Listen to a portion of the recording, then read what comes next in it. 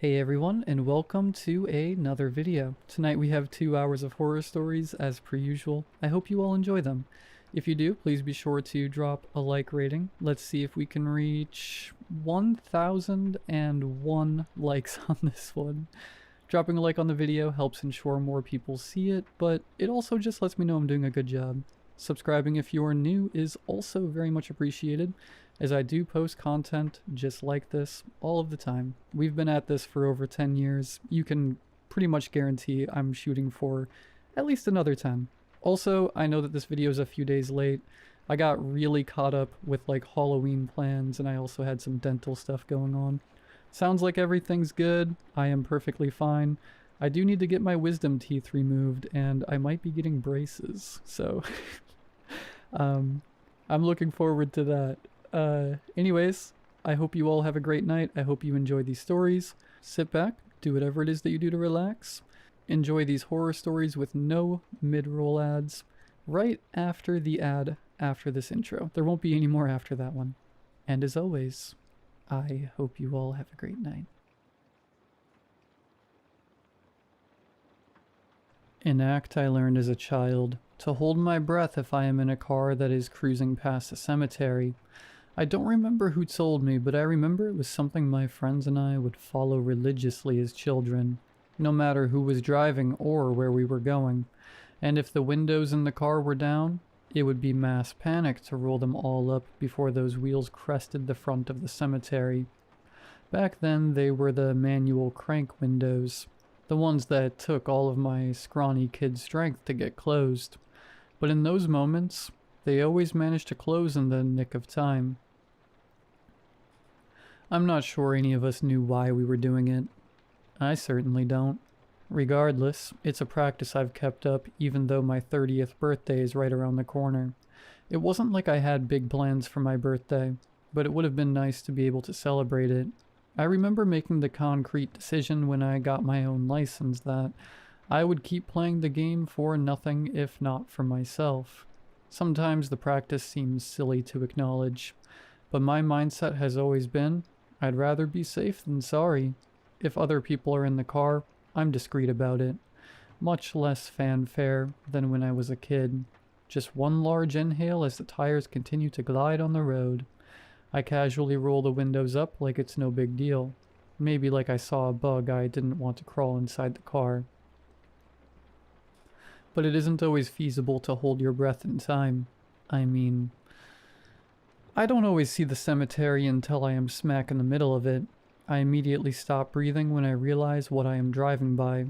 But at that point, it already feels too late. Until 2 days ago, I didn't know the consequences. Now I do. It's because I moved to a new town that all of this happened.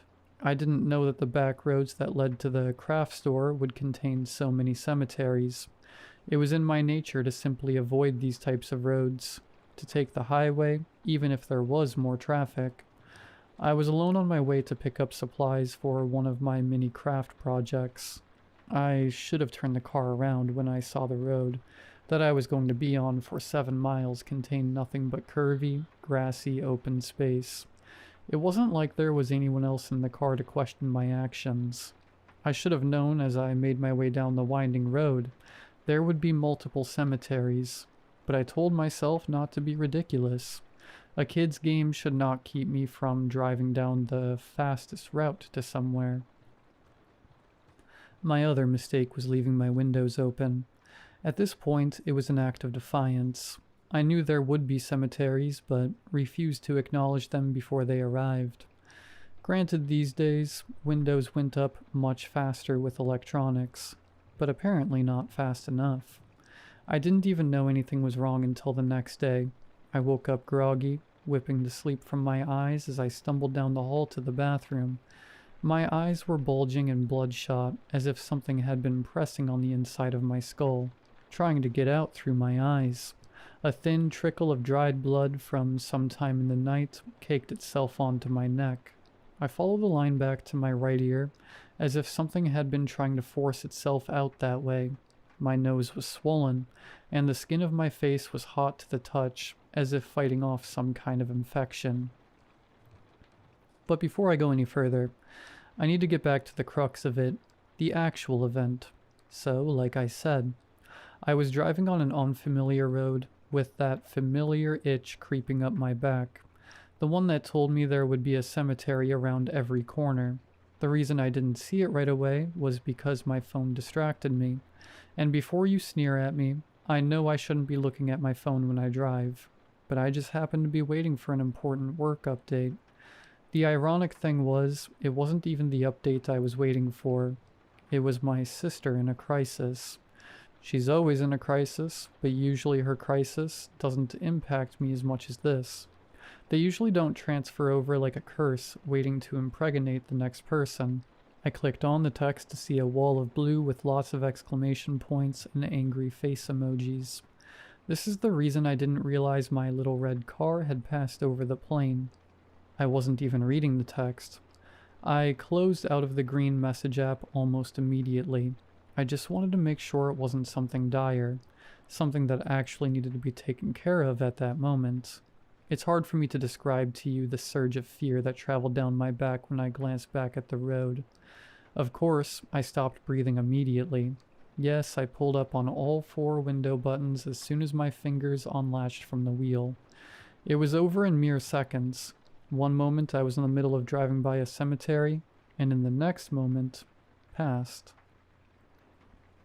The sun blazed into the car and started cooking everything within now that it had no way to escape. Even though the moment was over, I didn't want to roll the windows back down, as if I could gain favor from the ghosts if I just kept following the rules. But obviously I had to take in a breath at some points and blow it out the next. I continued to breathe and cook in the car, my air conditioning temporarily broken. I had all the tools to replace my blower motor, the part that crapped the bed last week, but since it was a nice day, I figured it could wait. So that's the reason for the sweat trickling down my back. Pure laziness. But I knew I couldn't be too careful and roll the windows back down. I eased my car around a bend, only to be faced with another cemetery. This one I could prepare for. I could see it a little bit ahead. I was able to take that deep breath in that I needed before driving by. I didn't even mind that I was roasting like a rotisserie anymore because I was safe. The closed windows and the lack of breath kept me safe. Would you think I was lying if I told you I encountered another cemetery 1.5 miles down the same road? I swear it was the last one, but I didn't inhale any fresh, non-circulating car air until I parked and threw my door open 15 minutes later. Those breaths were some of the most satisfying I'd ever taken. The fall air hit my nostrils in such a cool, clean way. Maybe that was my mistake. I was too greedy with the fall air. The text that ruined my life? I know some of you must be curious. It was because her current boyfriend, the guy she'd been on 2 dates with, didn't like cats. Could you even call someone your boyfriend after 2 dates? She lived alone with 2 cats. Cinnamon and Sugar, so clearly this relationship could never work out. She was outraged that anyone could hate cats, especially her dream guy. Well, I guess he wasn't her dream guy anymore. By the time I checked out that craft store, I almost forgot about my escapade on the drive there. Like I said, I didn't realize the consequences. Up until yesterday morning, it was just a silly kids game.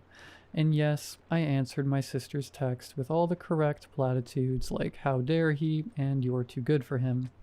When I think back on it, I did take a different way home. Whether consciously or subconsciously is up for debate. There weren't any cemeteries on the way back. At least, not any I saw. That was 2 days ago. Almost 48 hours to the hour. Most of my hair has fallen out. I'm typing this with one finger. The only one left with a nail attached. At least it's my pointer finger. Small miracles and all that. The rest fell off last night. I found them clinging to my bed sheets. Toenails too. Those are gone. I tried voice to text with my computer, only to find I don't have a voice anymore. All that came out was strangled grasping noises. I guess it makes sense. When I looked in the mirror, my chest was sunken in. my neck shriveled, all the folds of my trachea and esophagus visible beneath the thin layer of skin. I'm starting to leave blood smears on my keyboard. I don't think this nail is going to last much longer. I guess I should get to my point soon. I think it's too far gone for me to ask for help. So I guess this has turned into one of those warning posts. You know, the ones that tell you to watch out. Always look behind that corner. Turn on the lights before bed. In this case, always check for cemeteries. Never take your eyes off the road. There are so many questions that must be left unanswered. What about the air conditioning or the heat? Can the ghosts get in if you turn those on? Was it my open window, or do the windows not matter? Is it all cemeteries? All ghosts? Do you have to be driving? I don't have time to answer any of these. I'm already infected, possessed, haunted, or whatever this is. You can test all these theories if you want. I'm not sure I recommend it. Another tooth tumbled out of my mouth a moment ago. I think I only have 2 left now. It's hard to keep my jaw closed. I'm trying to prevent the blood from trickling out. It's not working. The keyboard is slick now. My breaths are shallower. It's like I can't catch my breath. A bit ironic, as if the ghosts are still stealing the air from my lungs. Like I'm still driving past that cemetery.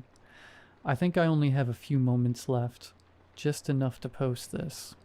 I wonder what my family will think when I don't answer their calls.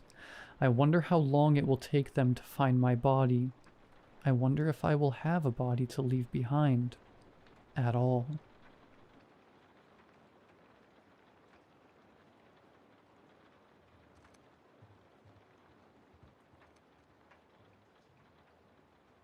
I'm a 26-year-old British male, and I graduated from university about 2 years ago. Not long afterwards, I found a remote job as a note taker. The job seemed simple enough. I would take weekly video calls with the client, jot down notes as he spoke about various subjects, and then send them to him for payment. The job description stated that the client was from Cairo, and apparently worked in the IT industry. He wanted someone who wasn't necessarily knowledgeable about the subjects he discussed, but was able to confidently write notes in English. I assumed he worked with several companies who needed these notes, and wasn't capable of translating them into competent text, or just didn't have the time. I applied for the job one evening, and within the hour, I received a call from an unknown number. Normally, I don't answer those types of calls, but I'd been applying to as many positions as possible, finding myself in a slightly strained financial situation at the time. I wasn't going to ignore a potential interview offer. I answered, and a deep, gravelly voice spoke. It was the client from Cairo. For anonymity's sake, I'll just call him Eamon.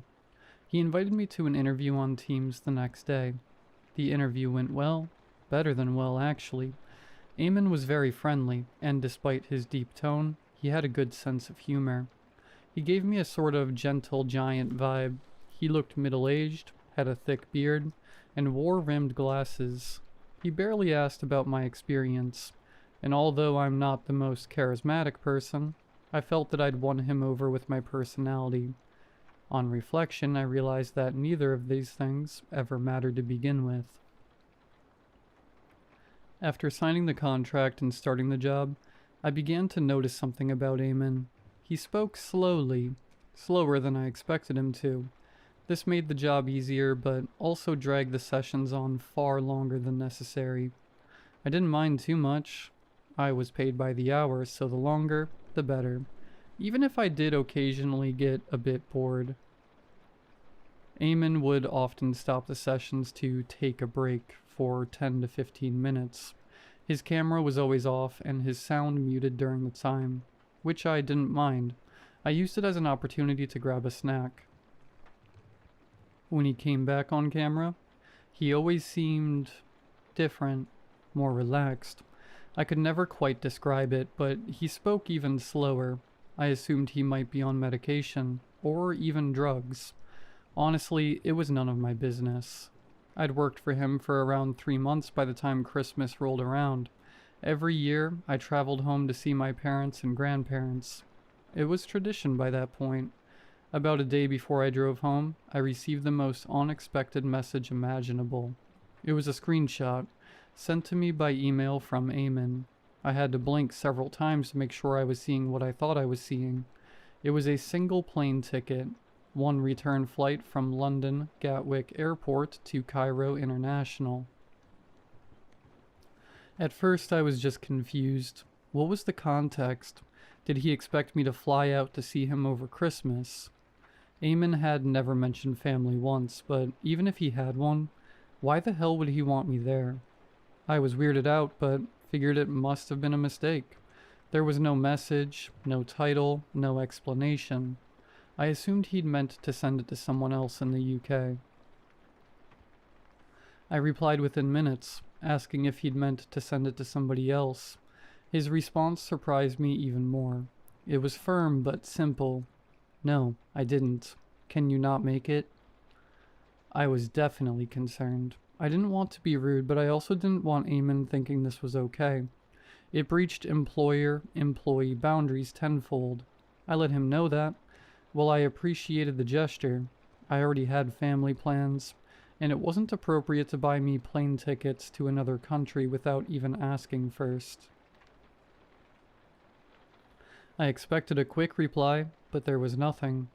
A week passed, then 2. By the time I was eating Christmas dinner with my family, still nothing. At this point, I figured the job was over. I was frustrated, but what could I do? The man lived in another country and paid me from one bank account. My dad found it incredibly strange. He told me I should check the contract to see if there was any clause about a no-contact period.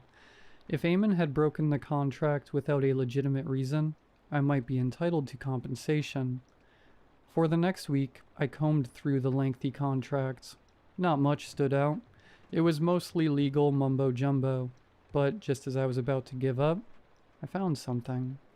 A clause stated that the employer could seize contact for a maximum of 3 weeks without explanation. If broken, a fair payout would be deposited into my account, and the contract would become void. I was shocked this clause even existed. Why did it exist? The most interesting part was the 3-week period was due to end the next day. So the next day, I constantly checked my emails, hopeful he'd message me, but also hopeful he wouldn't, so I'd get that payout. And exactly an hour before the 3 weeks were up, I received one. It was from Eamon. He apologized profusely, saying he'd been busy over Christmas and was sorry for buying the plane ticket without telling me. He claimed it was an early Christmas present, but realized it was in poor taste. He finished by asking if I was still interested in working for him. Of course I was. I needed the money and I didn't want to give up the easiest job I'd ever had. Eamon might have been odd, but I'd never meet him in person. He was harmless, behind a computer screen. When we jumped on a call a few days later, I was back home in my flat. The first thing I noticed was that Eamon was sitting in a new room. Previously, he'd always been in the same one. As if he could read my confusion, he immediately said he was in the middle of a move, and would be staying in multiple Airbnbs to save money. I thought nothing of it, and our calls went on as normal. Our calls became less frequent over the next few weeks, 1 or 2 a week instead of 3 or 4. Each time, Eamon was in a new room. Again, I didn't think much of it, until something made my blood run cold. Eamon was finishing a discussion about cybersecurity issues. I was halfway through jotting down bullet points when he announced it was time for a break. I looked up at the screen. Unlike most times, when Eamon would turn off his camera before leaving, he stood up first, revealing the wall behind him that his body had been blocking. At first, what I saw didn't register. Then, just before the screen went black, I realized what it was. A Type G socket. If you don't know, a Type G socket is exclusive to the United Kingdom, meaning Eamon was not in Cairo. Eamon was in the UK. During the break, I double-checked online. Cairo used Type C and F sockets, not Type G. I spent the next 15 minutes staring at the black screen, questioning whether I'd really seen it. When Eamon's camera came back on, I caught a glimpse again. It was definitely a UK socket. And to cement my suspicion, what happened next made my breath catch. My flat sits beside a busy road, especially at rush hour. It was about 10 past 6 when a car honked its horn. The sound immediately echoed through Eamon's audio. I stiffened. Surely that was a coincidence. Seconds later, another honk. Again, it echoed through his feed. That's when I realized Eamon was staying somewhere near my flat. For the rest of the call, I forced a poker face. Luckily, it only lasted another 30 minutes. In that time, several more cars honked, and every time I heard them twice. As soon as the call ended, I sprinted to the window overlooking the street. I scanned every building's window, heart hammering. I couldn't see anyone, but then I realized the obvious answer. A small hotel sat across the street. I passed it every day on my way into town. That must be where he was. It had to be.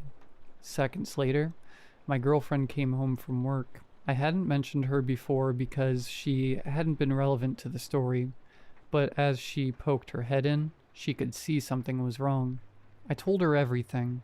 She already knew about the plane ticket, which she'd found weird, but when I told her what I'd seen and heard, her face went pale. "Should we call the police?" she asked. I'd consider it, but what would I say? He hadn't committed a crime. All he'd done was stay in a hotel. As she tried to calm me down, the pieces began to fit together. For 3 weeks, Eamon had planned his route, booked his flights and hotels, all while moving closer to me. The only question was, why? My girlfriend said I was probably overthinking it. Maybe he'd come to surprise me or introduce himself properly. Perhaps it was innocent. That night, I could barely sleep. Eventually, exhaustion took over, but what felt like seconds after drifting off, a faint sound came from the hallway, loud enough to wake me. I gently nudged my girlfriend awake and pressed a finger to my lips. She froze too when she heard it. It was the sound of the front door lock. Somebody was trying to pick it. I jumped out of bed and rushed to the door. I already knew who it was. Anger overtook me. Who did this guy think he was? I peeped through the peephole. Nothing. Maybe I'd misheard. Stress and lack of sleep can play tricks on you, but no. My girlfriend had heard it too. I opened the door and looked both ways down the hallway. If someone was there, they were long gone now. The lock appeared to be untampered with too. I never normally put the bolt locks on, but that night I wasn't taking chances. The next day I was due to call Eamon. My girlfriend initially advised against it and told me I should now call the police. But I told her there was no evidence of a break-in. If we were going to prove it was him, then we would need to prove it on camera. I tried to stay as focused and nonchalant as I could possibly be on our call. Eamon seemed normal, not like a man who had attempted to break in the night prior. I had a burning rage towards him, but I used all my strength to hold back from snapping. That night, my girlfriend and I were ready. I had placed a mounted camera on the other side of the peephole, from the inside of the flat, and I was sitting several feet away from the door in the pitch black. My girlfriend was in bed, though she told me firsthand that she would not get any sleep that night. Neither would I. I had a couple of energy drinks in my system, and I was gripping a thick baseball bat in my hands. If Eamon would dare try and break into my flat again, I would make sure he didn't get another chance to try it. Granted, I was half terrified, but like I said before, rage and anger was firmly holding the other half of my emotions. To my surprise, I would only need to wait an hour past midnight before I began to hear the sound of the lock being tampered with. I waited a few minutes, making sure that the camera captured as much footage as it could. Then I slowly crept over to the door. I left the bolt locks off this time. I wanted to be able to unlock the door and catch him in the act. Whoever it was, would swiftly get the bat to the head. That was the idea anyway. As I crept up to the door, my heart began to pound. When I say pound, I mean pound. It felt like it was on a treadmill. My hands began to shake and sweat, and the grip on the bat felt much less secure than it did a mere few seconds ago. I hovered my hand over the lock, mentally psyching myself up to turn it, but my hand wouldn't move. As my heart rate reached what I felt was its maximum speed, the lock tampering stopped, and it turned. You might think that in this moment, I would have sprung to action as I watched the door open, and a figure stood up just a foot in front of me. But I didn't. I just froze. And so did the man. It was a man, I could see that now, and it was definitely Eamon. He looked shocked to see me there, but he never once let out a gasp. He seemed to be in the same state of shock as both of us. But out of the two of us, I unfortunately have to admit, he was the first to snap out of it. He placed a hand to his face, covering what little he could, and searched with his eyes around the room desperately. I took several steps back, trying to control my breathing. I was furious at myself for not acting, but this was all too real now. I knew that if he took one step past me towards my bedroom where my girlfriend was sleeping, I would snap out of the trance. I almost internally begged for him to do that, so my body would remove itself from what comatose state of fear I was currently in. Eamon took 2 single steps into the room and then paused. After a few seconds of fearful silence, he looked around the door and smiled. He grabbed the mounted camera off the peephole and waved it in front of me, still smiling. I'll never forget that look. In that moment, he realized that no matter what happened, he was getting off scot-free with the evidence. Even that wasn't enough to snap me out of it, and before I could utter a single word, he was gone. It took a full minute before I could move my body again. The blood felt like it was returning to my vitals and limbs, and I could finally breathe normally. I didn't even chase after him. I just closed the door and bolted the locks. I want to end this story by telling you that I am ashamed every day of not acting when I came face to face with this man. Every night I play the situation out again and again in my head. The initial confidence, then the fear that followed, and finally the immobilization of my own body. It makes me sick to think I acted like such a pathetic coward. Nothing can prepare you for moments like those. The worst part is that if it happened again, I fear the same outcome might happen. To clarify what happened, and most importantly, why it happened, well, after the event happened that night, me and my girlfriend phoned the police and explained everything. The police visited the hotel across the street and found nobody. Eamon had been confirmed to have already stayed in the hotel, having booked in a few nights prior, and had left the very same night, just minutes after he had broken into our flat. He had not used Eamon as his name. Instead, he had used a very English-sounding name, and had even provided fake ID documentations, which were so well forged that they hadn't even flagged up on the hotel system. Whoever this guy was, he was a pro. I was able to show the police the list of all my bank transfers too, but they weren't able to trace any of the payments. The account had been closed, making it impossible to get any trace. It wasn't until around last week that the police gave us some information that would change everything, almost a year and a half on from the incident. Eamon hadn't left the UK. He had been staying in various hotels, using fake ID after fake ID to remain anonymous. He was getting away with it too. The police had more or less given up on finding him after a year, and he was put to the back of the cold case pile, assuming he had slipped through the cracks and back to his home country of Egypt. But then, Eamon had slipped up. The last hotel he had stayed in, unbeknownst to Eamon, had a daily room cleaning service. The hotel cleaner would knock 3 times at a specific time, and if the guest didn't answer, and granted the door wasn't bolted, they would enter to clean. Well, it just so happens that Eamon was taking a shower at the time the cleaner entered. The cleaner immediately realized that she was probably intruding and went to leave. On her way out, her eye caught a glimpse of something so disturbing She immediately left the room and reported it to the police. The cleaner had seen the blueprint plans of what could only be described as a sex dungeon laid out on the bed. There were sketches of a room, including various equipment and a figure drawn into several poses, attached and bound. But that wasn't what made her call the police. It was what was beside it. Pictures of a man, taken of them through their window. The man was shirtless in some of them. Others, he was walking around in just a pair of briefs. Some of the pictures were taken of this man in the street, amongst crowds of other people in public spaces. The man did not know he was having his picture taken. This man was me. Hundreds and hundreds of photos of myself, beside a sketch of location that Eamon had seemingly built for me.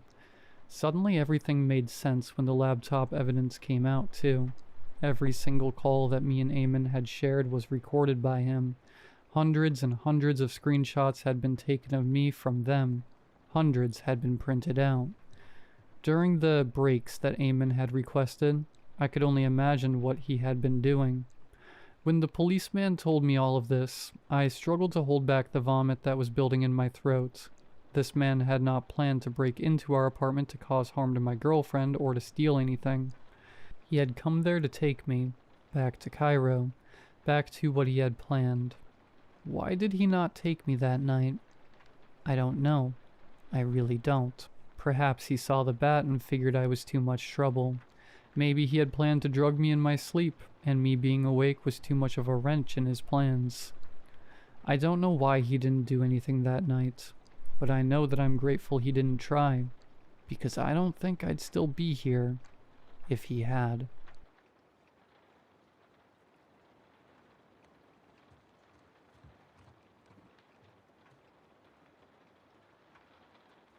My name is Joseph. I'm a 25-year-old living in Wisconsin. I am part of a very close-knit friend group composed of about 7 people. My 2 best friends being Ben and Max. Ben is a lively, dependable guy. Max is a very chill guy. Polite, super empathetic, and a bit anxious at times. Both are super funny. All 3 of us play games once a week together whenever we find an evening open. It's the way we hang out when life gets too busy to see each other in person.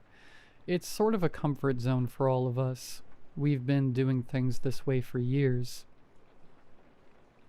In this friend group, it's a known rule that you're not allowed to ask to come into my room. You either barge in or don't come in at all. We've never really shared why, outside of our group. I think I just need to share it somewhere. My friends believe me when I talk about it, which was great at first.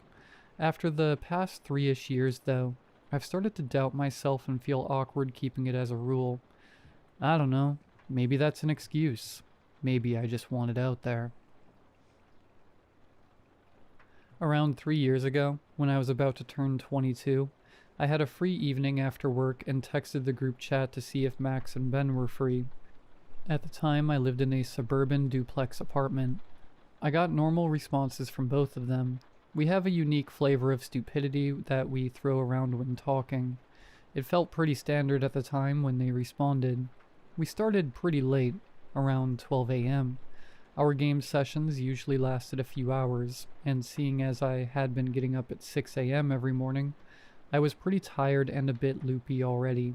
We hopped on a game we'd played together probably hundreds of times. The game itself doesn't matter much. Just a standard voice chat game you could run around and screw with each other in. Everything for the first couple of hours was very normal. Playing on random maps, messing around, moving on to the next one. It was fun as usual. The first instance of something feeling off came when Max and I were separated from Ben and crossing a concrete bridge together. We'd been over this bridge back and forth many times while playing this game in the past. Midway through overwalking it, I heard Max's voice behind me in-game. "Charlie, come over here. Look at this." Seeing as my name is not Charlie, I turned to him and tried to respond comically in my best impression of a Boston accent. "Who be Charlie?" It didn't bother me or anything to be called the wrong name. Not the first time.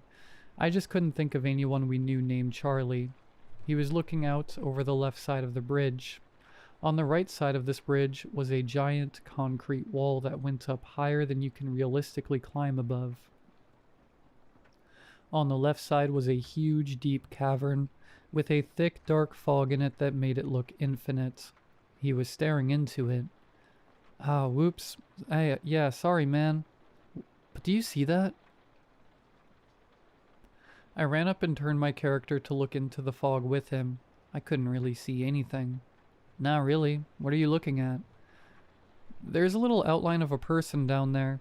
It's really dark, but it's closer to the base of the bridge than you'd think, with the fog. I looked down a bit, but searching around I couldn't see anything. We'd played this map tons of times, and already knew most of the odd secrets to find, so I started to wonder if he was messing around. Can you send me a screenshot? But there was no response. I waited a few moments, but his character was just sitting there, suddenly dead quiet. It seemed like he'd actually taken his hands off the keyboard and mouse. Hello? My first thought was that his internet was struggling. I sat there waiting to see if he needed to be invited back in. After about 3 minutes, though, I realized it wasn't his internet. I was able to call him on the phone when his character moved again and turned towards me. "Alright, good to go?" he said. I was really confused now. "Weren't you trying to show me something? Could you send me a screenshot of it?" I asked him. "Sure, I'll snip it later, but for now let's go meet up with Ben." At this point, I knew he was trying to mess with me. I just ignored it and we ran to Ben. Ben was already inside of one of the buildings nearby messing with makeshift cars he'd put together from random parts scattered around the map. "My engineering degree finally coming into play," he said, putting explosives on the front of the car. We drove around in his vehicle for a while and blew up whatever we found lying around. It was a lot of fun. No different than any other night we'd been playing together. One thing that was abnormal, however, was that Max kept going silent and unmoving for a few minutes at a time and didn't say anything. That was not really like him at all. He was anxious about inconveniencing people, so he was pretty clear about when he went AFK. Usually. "What do you keep getting up to do, Max?" I asked. "Yeah, I was wondering the same," Ben chimed. Max's character was running around picking up items, helping my family out with stuff off and on. Why? This was a pretty reasonable explanation. His family all lived really close by, so it was normal that he would get up and help them. Weird that they needed it at 2 a.m. in the morning, though. So we moved on. It was still unusual for him to do it without warning, but I wasn't gonna bug him without a real reason. After another bit of messing around, Max started to get a little quieter. He was still playing, but he didn't really say much. He also seemed like he was distracted by something. His character would stop moving occasionally, even if he was still talking on mic. Like he was looking away from his monitor. I wasn't the only one to notice, because Ben walked up to him in-game. "Everything alright, dude? You've been really distracted today." "Yeah, if you need to go help your family, we can finish up playing for tonight." He didn't say anything for a few moments. "There's a guy outside on the street that's walked by the street lamp in front of my house like 5 times back and forth." I could hear a bit of anxiety in his voice. "That's weird. One of the neighbors?" Ben asked. "I can't tell. He's moving pretty quickly when he does it," Max responded. I could tell he was watching out his window. What the hell? That's scary. The guy's just standing under it now." "What does he look like?" Ben asked. He sounded as nervous as I was. "Not sure. Early 30s, maybe. He's not one of the neighbors." "Be careful, man," I said. It was really unusual for Max to be this scared of something. He is an anxious guy with social situations, but he's pretty strong-willed when it comes to actual danger. "I'll be right back." I could hear Max get up away from his computer. Ben and I looked at each other's characters. After a bit of tense silence, Max finally spoke again. He walked away. That was freaky. Glad my window is pretty well covered by the bushes out front. Yeah, that's pretty weird. Might just be an oddball taking a night walk. Ben was trying to be reassuring with this, but we were all a bit anxious. It might have been a bit dramatic to be worried about a random person standing under a street lamp, but it was more about how nervous Max seemed. It was really unusual for him, not to mention how late it was. We played on for a while. We joked around and started to drift back into laughter. This is where things started to freak me out a bit. I got a call from Max on the phone. Hey, can you hear me, Joseph? Yeah, why? But then I realized something. I could hear Max speaking in voice chat. He was running around and talking loudly with Ben. I could hear it clearly, but what he was saying in-game was not what I heard over the phone. Really? I haven't been able to hear either of you for the past 10 minutes. I didn't realize it at first until I hadn't heard either of you speak in a while. My brain sort of froze hearing this. I could actively hear Max talking not 10 feet away from my character.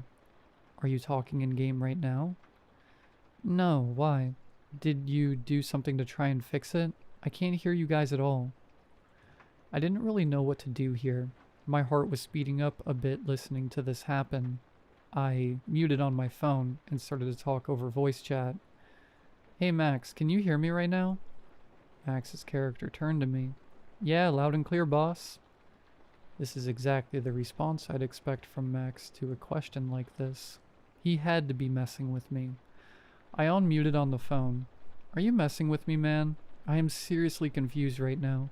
I can hear you talking in-game. You even responded to me. What? Are you guys trying to mess with me again? I could hear that this was genuine confusion. I unmuted in voice chat and stayed unmuted on the phone. So you can hear me right now? Both the Max on the phone and the Max in game gave different responses at the same time. This didn't feel like something Max could have pulled off for a random joke. It was very convincing. I muted in game again. This started to freak me out. I couldn't logically figure out what could be going on, and it was making me uncomfortable. I kept thinking back to the weird stuff Max was doing while playing. Something about it was bothering me. The Max over the phone was the least likely to be some sort of a hacker, so I decided to talk to him. I can hear you talking in-game. You're talking right now and messing around with Ben. I figured I should just clearly explain to him what's going on. You two need to stop doing stuff like this. It always freaks me out. There was a twinge of laughter in his voice. I could tell he didn't believe me. I'll admit, Ben and I had messed with him a few times, but nothing to this extent. I guess from his perspective, he just had my word to go off of for what was happening. I'm dead serious, Max. I'm not joking. By the sound he made, I sensed he could tell I wasn't screwing with him. Unfortunately, from here on things got more than uncomfortable. I texted Ben to try and let him know what was going on, but didn't get a response. I muted my phone and walked up to him in-game. Hey Ben. His character wasn't moving.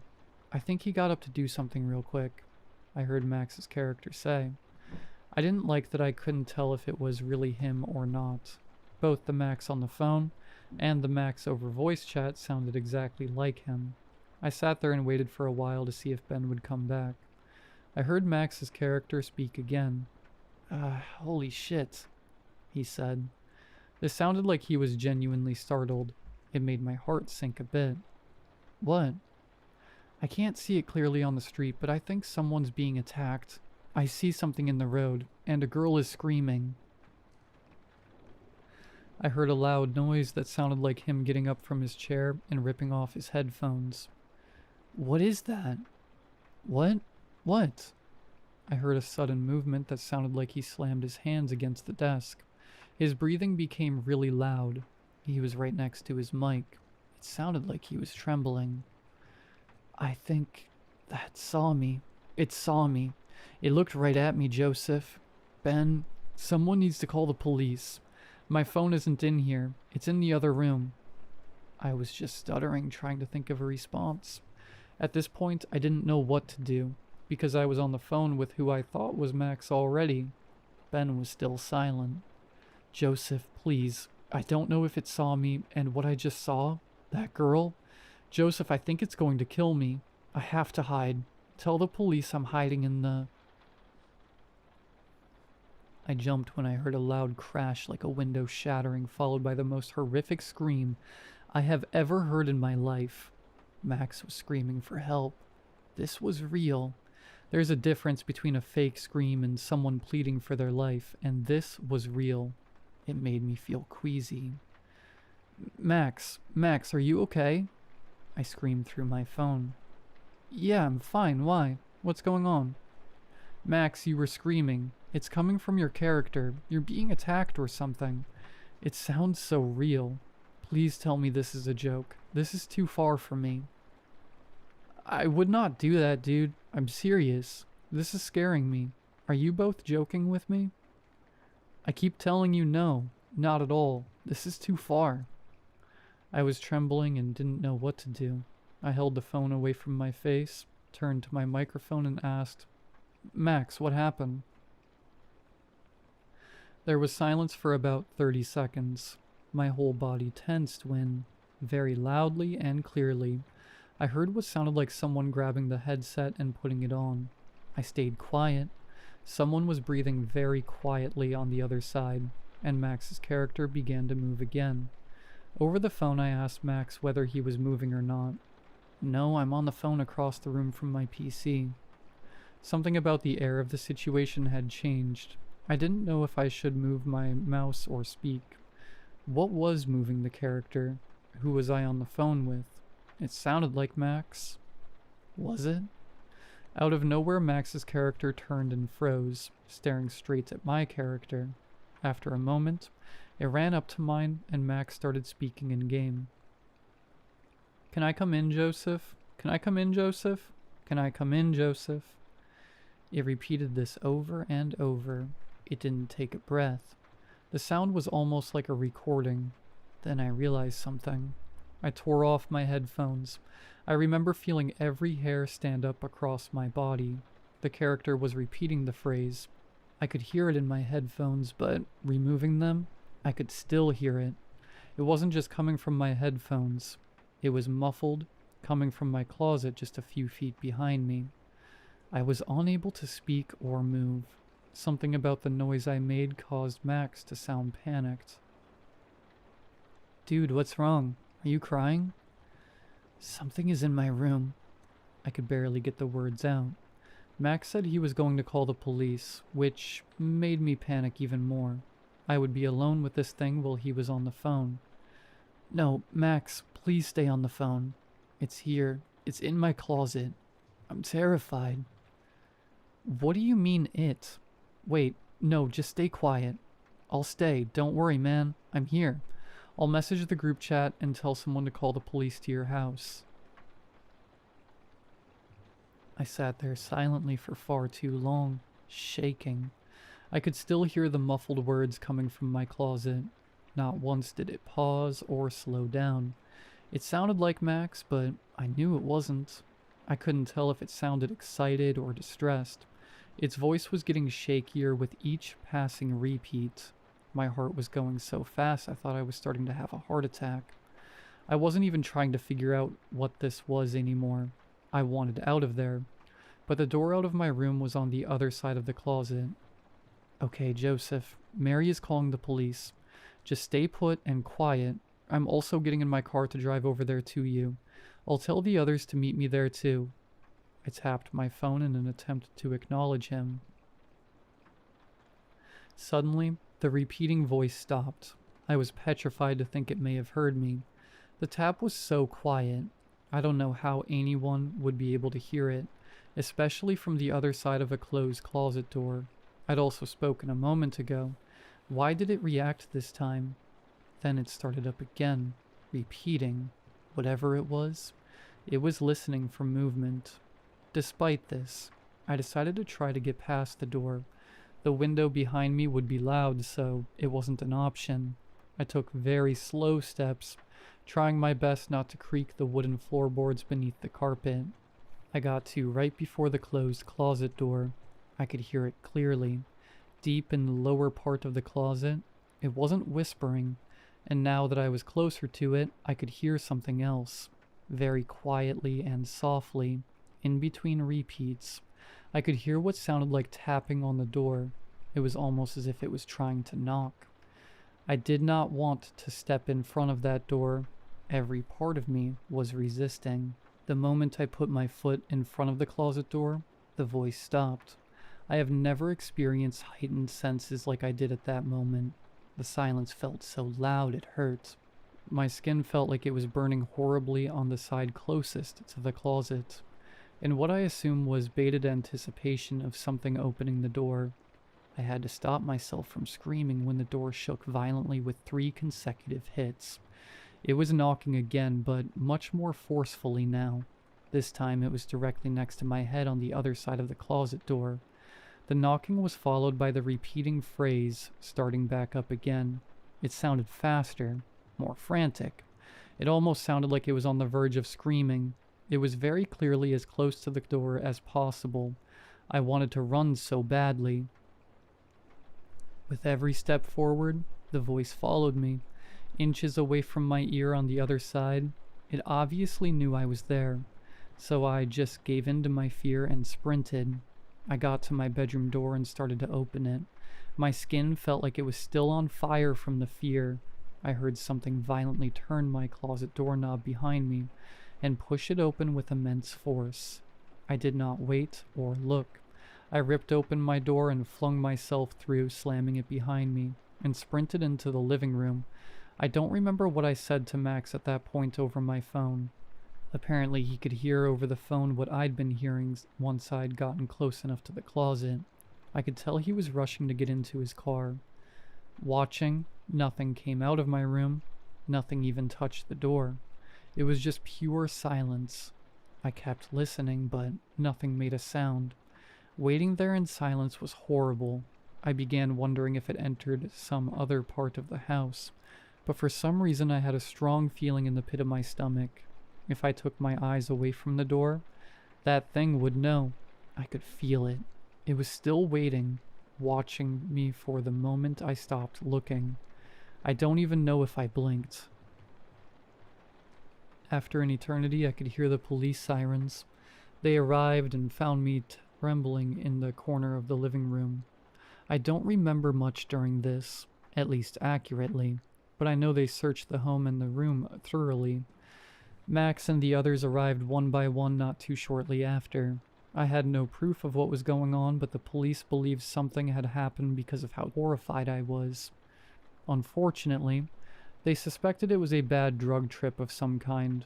Granted, that is not only the more reasonable explanation, but is also not uncommon here. My friends and parents testified that I was not a user of drugs of any kind, so I didn't have to get a drug test. But I get the feeling the officers used that as their explanation. My friends and I did our own search of the house after the fact.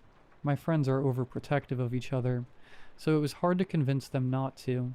We ended up finding a few things. We also found that a number of the clothes I had in the closet were covered in what looked like wet ash, specifically the bottom of my hanging shirts and jackets.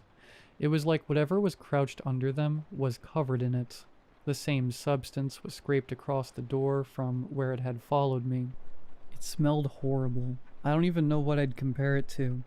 It just smelled rotten, like death. Then what made us leave immediately after was the fact that my closet door was still open, but my window was closed. That thing never left my room. I don't know how long it was waiting in my closet, but I didn't want to assume it could just phase through walls. I'd been in my room all day. I didn't feel comfortable assuming the thing had just vanished off somewhere. Instead, we left immediately, and I stayed with Max for a month while I moved apartments. I feel terrible about this, but I hired movers to transport everything. I didn't want to go back there. I also warned the owner of what had happened, and, as I expected, they didn't really seem to believe me. I don't blame them. It's honestly difficult for me to figure out what really happened in that situation. there's a few more things. These two bothered me more than all the others. Firstly, Ben hadn't played with us at all that night. He showed us, and he hadn't even received the text I sent, nor Max's response. Max and I both showed him that he'd responded to the group chat. He assured us he never even knew we were playing that night. So, even beyond whatever it was imitating Max, it also imitated Ben from the start. Finally, something far worse came up in the next few days. This is what assured me beyond anything else. This was not a hallucination. In Max's neighborhood, a woman was found mutilated in a field that lined the street in front of Max's house a few days after all of this happened. No information was put forward to the public other than her name. It was one of Max's neighbors, one he'd never spoken to, but a woman he'd seen many times. She was dead. Whatever was speaking to me as Max wasn't just making things up. It had killed that woman, and told it to me as if Max was watching it happen. I've wondered many times if it was really happening in front of Max's house, while I was on the phone with him. I burned the clothes that had the ash on them out in a field as soon as I got them from the movers. I didn't want anything to sit remaining from this. Ever since that night, we've depended more heavily on in-person hangouts. The anxiety has dissipated, as nothing's happened since then. It almost feels like a dream. If it weren't for Max and the experience with Ben, I'd have probably been able to say it was a bad nightmare or something. I don't know if that would be better or worse. I'm not looking for anyone to believe me. I suppose I wanted closure of some kind, if something like that is out there. It makes me wonder what else we don't know about in our daily lives. It scares me. How often do we interact with people we consider friends and family without realizing they're a cheap imitation?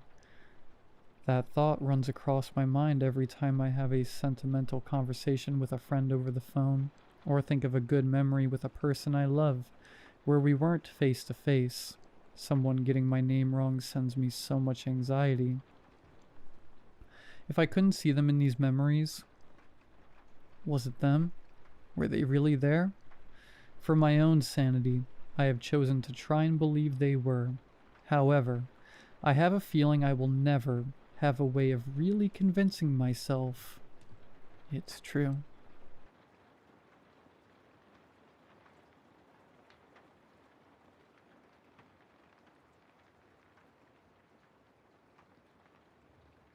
My sister Maya loves plushies and dolls. She collects them from everywhere. Garage sales, thrift stores, vacations, and random stores she finds online. Her bedroom shelves are crowded with soft faces and glassy eyes staring out from every corner. A few of them, though, are different. Not broken exactly, but wrong. My brother Jake calls them haunted. This story is about one of them, a furby named Bub. We didn't find Bub in a dusty box or a haunted attic. He came from a regular toy store in the mall, brand new and perfectly wrapped. His fur was spotless, his plastic eyes bright, his box untouched. Maya loved him instantly. I liked him too, even though something about him made me uneasy. Jake hated him from the moment he saw him. He said Bub's eyes followed him around the room. At first I thought Jake was exaggerating. Then I started to notice things. The way Bub's gaze seemed to catch the light even when the room was dark. The faint, broken whirring sound that came from him at night. Sometimes when the house was quiet, I could swear I heard a whisper from Maya's room. A faint, mechanical voice. Bub stayed in Maya's room with her other plushies, so it wasn't unusual when she came home one day holding something new. She had found a porcelain doll at a garage sale she visited with our mom. The doll had pale skin, a blue dress trimmed with lace, and deep green glass eyes. I found her at number 66, Maya said proudly. Her name is Clara. From the moment Clara entered the house, Bub went quiet. Completely silent. No clicks, no whirs, no whispers. I didn't think much of it at first, but later I realized that something in the air had changed. When I went into Maya's room one evening to borrow a notebook, I passed by Bub on the shelf. He was staring at the door, and when I reached for the notebook, a low, garbled whisper came from him, too faint to understand. It was probably my imagination, but it sounded like, "Hungry, feed me." Maya started carrying Clara everywhere. She talked to her constantly, like the doll was whispering back. Within a week, Maya looked different. She had grown pale, her cheeks hollow, her hair thinner. She barely ate, barely slept. Jake and I tried to talk to our parents, but they laughed it off.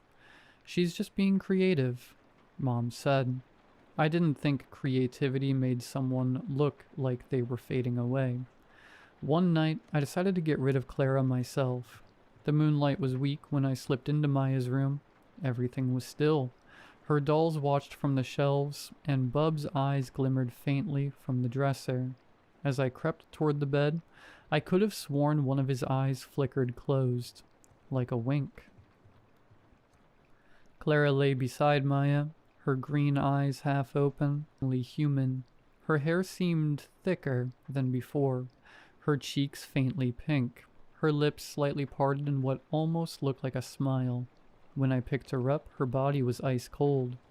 The chill ran down my arms. I didn't stop to think. I just rushed outside and threw her into the trash bin. That was supposed to be the end of it. The next morning, Maya walked downstairs with Clara in her arms. The doll looked newer than ever, her hair shiny, her eyes bright. Maya looked exhausted, but she was smiling. When I met Clara's gaze, I thought I saw amusement there, a kind of quiet, knowing victory.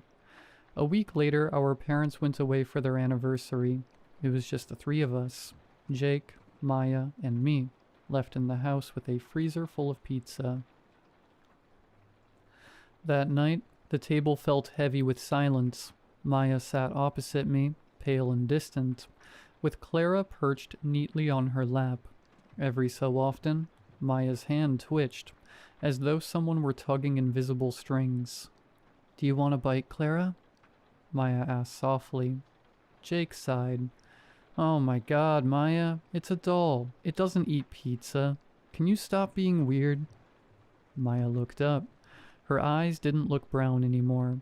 They were cloudy with a faint greenish tint. "Clara says you shouldn't talk to me like that," she said, "or you'll get punished." Jake laughed, but it was uneasy. "Okay, that's enough." Her voice changed then. It deepened, hollow and wrong. "You don't take us seriously." Before I could move, Maya grabbed the steak knife beside her plate and drove it into Jake's hand. He screamed, jerking back as the lights flickered out, plunging the room into darkness. When they blinked on again, Jake was clutching his bleeding hand, and Maya was already running upstairs. The doll clutched tight against her chest. I remember those green eyes glinting as she turned the corner. I didn't think. I just followed. Maya's bedroom door slammed shut behind me as I entered. The curtains were drawn, the air cold. I could hear her breathing somewhere in the dark. I fumbled for the light switch, terrified of what I might see. When the lights came on, Maya was sitting on the floor, her back to me. Clara's arms were wrapped around her neck like a child's embrace. The doll's head turned slowly toward me, her lips curling into a painted smile. "Come play with me, Noah," she said. Her voice wasn't Maya's, or anyone's. It was flat, distorted, like a recording of a broken radio. "Leave her alone," I shouted, my voice shaking. Clara tilted her head. "I feel no guilt," she whispered. "I feed on your family in plain sight." Her hands uncurled from Maya's shoulders as she lowered herself on the ground. Slowly she made her way over to me and stretched her hand toward me, fingers stiff and pale. Then another voice broke the silence. "Stop." It came from the dresser. Bub's eyes were glowing a deep red. His tiny plastic beak opened. and a low rumble filled the room. "Who are you?" Clara hissed. "I am your master," Bub said. His voice was layered and mechanical, but heavy with authority. "Bow down to me." Clara screamed, a sound that rattled the walls. Her porcelain face cracked down the middle. Smoke rose from her chest as she twisted and convulsed. "You can't stop me," she shrieked. Bub's eyes flared brighter. "Bow," he said, "or burn." Clara's body splintered, then melted, collapsing into a puddle of wax and ash. Her last cry was a high, thin wail that shattered the lamp beside Maya's bed. Then silence. Bub's head turned toward me, his eyes dimmed to normal. "Delicious," he whispered. And then he was still. We told the police it was an accident, that Jake had stabbed himself while goofing around. They believed us. Maya doesn't remember what happened that night. And she's healthier now. Her color has returned. Her laughter, too. Clara is gone, reduced to a blackened stain on the floorboards. But sometimes I catch Bub watching me from the dresser, his plastic face blank, his eyes a little too bright. I know better now than to underestimate him, because one spring morning I woke to a familiar sound drifting through the vent between our rooms, a soft electronic chirp, followed by a whisper that froze me where I lay. "Hungry. Feed me."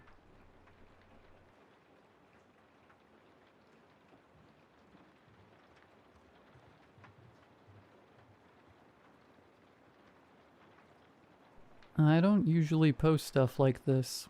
I don't even use Reddit much except to scroll when I can't sleep. But lately I've been waking up around 3 or 4 in the morning, just knowing something's outside my window. So maybe writing it out will help. Maybe someone here has gone through something like this. This all started last winter, around mid-December. My cousin Nate had this idea to go stay at his family's old hunting cabin, up by Lake Superior. His dad built it in the late 80s, but nobody had used it in years. He said it would be a digital detox weekend. No internet, barely any phone use. We only brought our phones for emergencies. Just a wood stove, some beer, and a couple days of peace and quiet. I was hesitant because the timing sucked. Roads were icy, snowstorms every few days. But Nate wouldn't shut up about it. Said he needed to clear his head after his breakup, and that I owed him one for missing his birthday. So I said screw it. The drive up was worse than either of us expected. The last few miles were winding forest road. Barely plowed, no cell service. Snow was falling in thick sheets, and the trees looked like black walls on both sides. Every now and then we'd see a deer dart through the headlights and vanish into the dark, and both of us would flinch. By the time we got to the cabin, it was almost 9 p.m.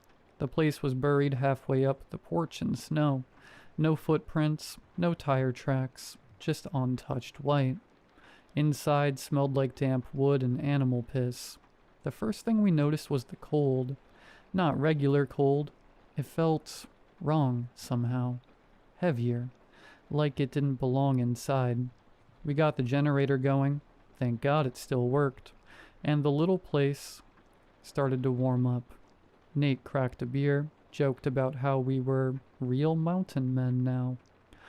We played a few hands of cards, made some soup on the propane stove, and eventually passed out on the fold-out couch. I don't know what time it was when I woke up. The generator had stopped. Everything was quiet. Not peaceful quiet. Dead quiet. Like the air itself had stopped moving. I remember sitting up and instantly getting this feeling that something was wrong. I couldn't explain it. My body just knew. When I went outside to restart the generator, my flashlight caught something in the snow. A trail of prints circling the cabin. Barefoot, human-shaped but off somehow. The toes were longer, the stride uneven, like whoever made them had been dragging one leg. They went all the way around the cabin and disappeared into the woods. I woke Nate up. He stumbled outside with me, half asleep, swearing I was overreacting, until he saw them himself.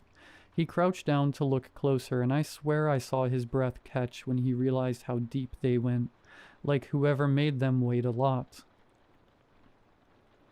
We locked the doors, piled some firewood in front of the entrance, and tried to pretend it was fine. We barely slept. The next morning the snow had stopped, but the air felt heavier. There was this strange smell. Not quite rot, not quite metal, but sharp enough to burn in your nose. We ate a quick breakfast and decided to leave early, but when we went outside, the truck wouldn't start. The battery wasn't just dead, it was gone, like it had been pulled out cleanly. The weirdest part? The hood wasn't even damaged. The latch was still locked, like something had just lifted it open. There were drag marks in the snow leading off toward the trees. He grabbed a hatchet from the shed and said he was going to follow the tracks. Just a little way. I told him not to, that we should stay put until someone found us, but he was stubborn like that. He didn't come back. I waited for maybe 20 minutes before I went after him. There were new prints now, his mixed with the others. I followed them about 20 yards before the trees got thicker and the light dimmed. Then I noticed the smell again, stronger this time. Something was hanging from a branch ahead, part of Nate's flannel sleeve, torn clean off, and below it, the snow was soaked dark. At least, it looked like blood. Later, when the snow melted and refroze, it was gone. Maybe that's why the search team didn't find any sign of it, but in that moment, it was enough to make me freeze in place. That's when I heard him, or at least, I thought it was him. He said my name, soft at first, then louder. It sounded like it was coming from deeper in the woods, but the echo didn't sound right. It was like the voice was inside my head instead of around me. Nate had shouted my name earlier when he left, so at first I thought maybe he was still close. I called back, but there was only silence. Then I saw it. It was standing between two trees, hunched but still taller than any person should be. Its skin was stretched tight, grayish, and thin enough to show ribs. The head looked human at first, but the jaw was too long, like it had been broken and never healed. When it opened its mouth, I could see black around its gums, and something wet and red dripping from the corners. It stepped forward, and the sound it made wasn't footsteps. It was more like cracking branches inside the snow. I don't remember running, but I must have. I just remember the feeling of my lungs tearing apart in the cold air. And the moment I saw the road, a narrow stretch of white cutting through the trees. I didn't stop until I hit pavement, maybe 2 miles away. When I finally got to a gas station, I called the sheriff's office. They told me the roads were blocked by fallen trees and they couldn't get a plow up there until the storm cleared. They sent a team 2 days later. Once it was finally passable, they found the cabin. They found the truck. They found Nate's phone, frozen and half buried about a mile from the property. But no Nate. No blood trail, nothing else. They said maybe a bear got him. I didn't argue. That was 8 months ago. I've moved 3 times since then. Different cities, different apartments. I don't tell people why. I don't even tell my family the full story. They think I'm still dealing with trauma and making things up in my head. Maybe they're right. But sometimes I wonder if it followed my scent, or if I brought something back from that place without realizing it. 2 nights ago, I woke up around 3:47 a.m. Someone was whispering my name from the hallway. I live alone. When I finally got the courage to look, the whispering stopped. But right under my bedroom window, on the patch of frozen mud, there were footprints. Barefoot, human-shaped, and just slightly too long, like the same ones from the night in the snow, perfectly preserved, like whatever made them hadn't walked here. It had just appeared.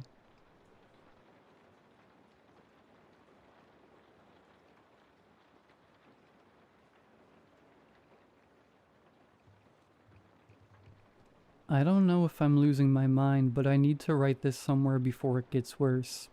I live in a small 2-bedroom apartment on the edge of town. Not quite the city, but not the countryside either. It's one of those complexes with identical beige buildings, a half-empty parking lot, and a chain-link fence separating it from a strip of woods that no one really goes into.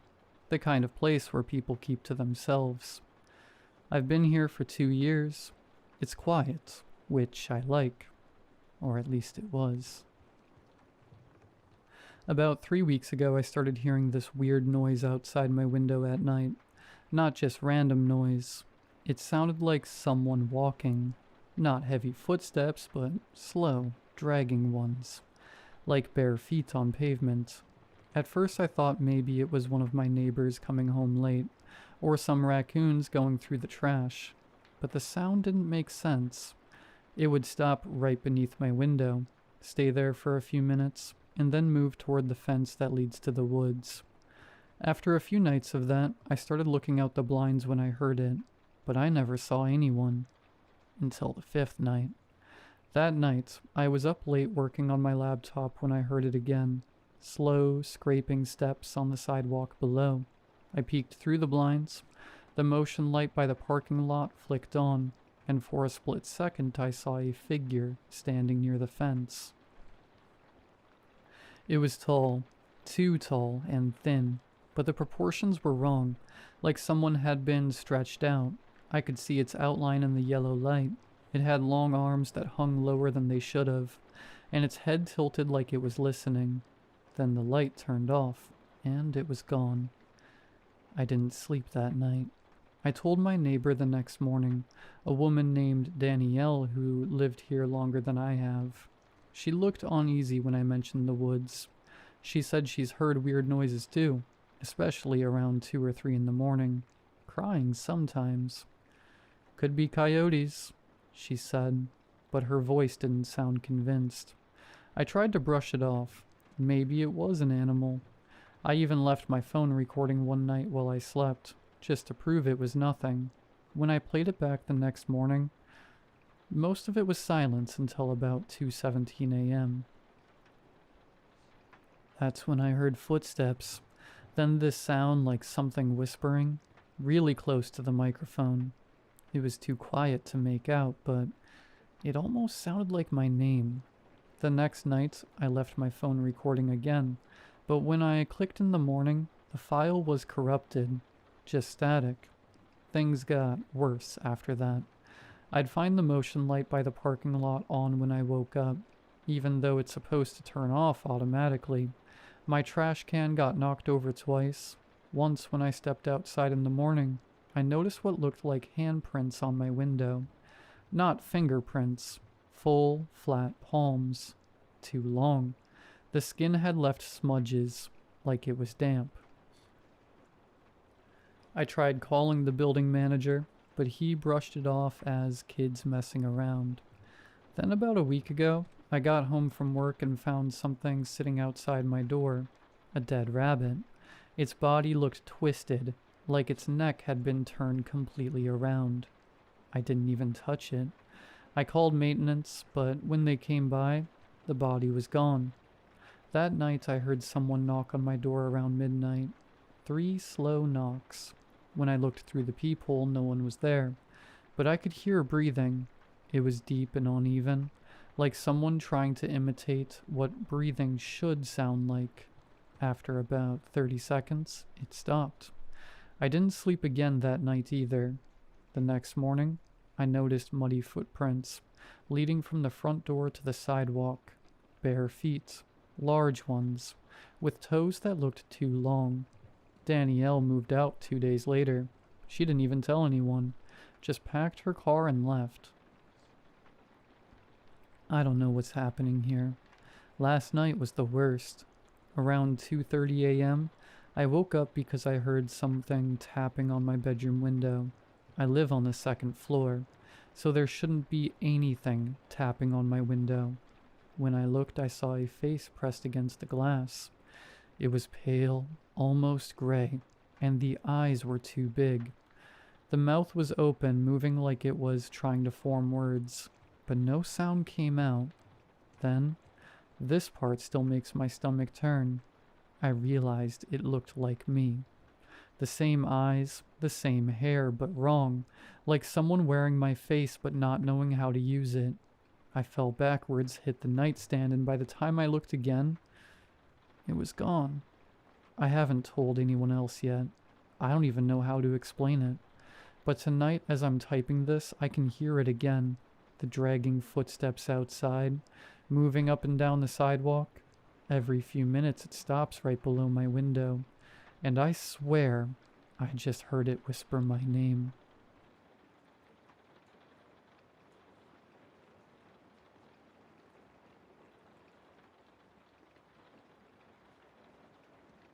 When my wife Sarah and I bought the house, it felt like a dream come true. Quiet neighborhood, plenty of trees, and a big backyard with a rusted, overgrown fence running along the far edge. The realtor said the forest behind it was undeveloped county land. No trails, no utilities, no trespassing. She mentioned the fence was probably an old property divider. But it wasn't just a fence. It was nearly 8 feet tall, made of rusted iron, with twisted, sharp points along the top, like it was built to keep something in, not out. Right in the center, hidden behind vines and moss, was a gate, welded shut with thick seams of metal and rust.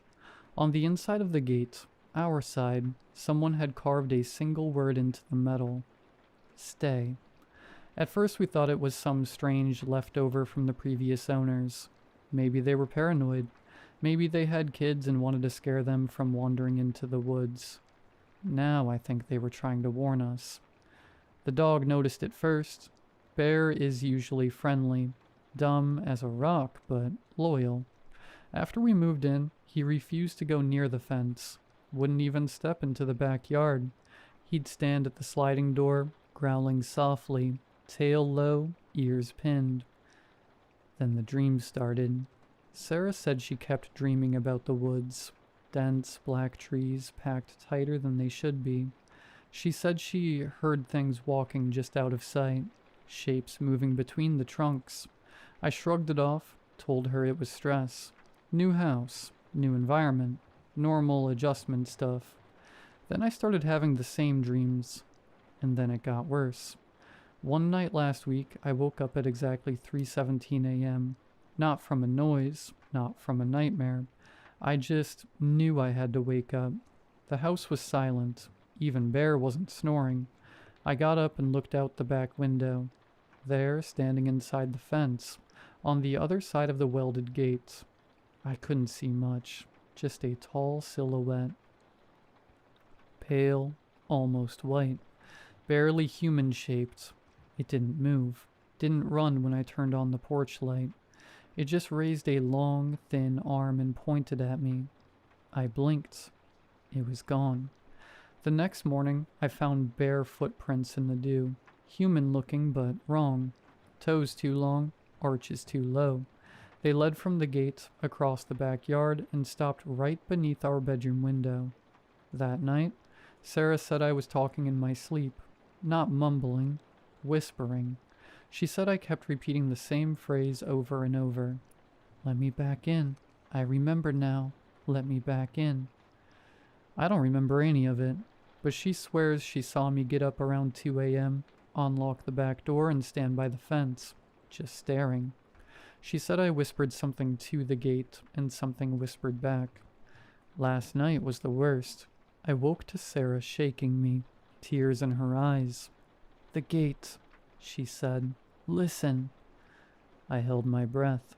In the silence I heard it. Metal groaning. A slow, dragging, shrieking noise. Rusted hinges straining. We ran to the window. The gate was open, bent inward like something had forced its way through the welds.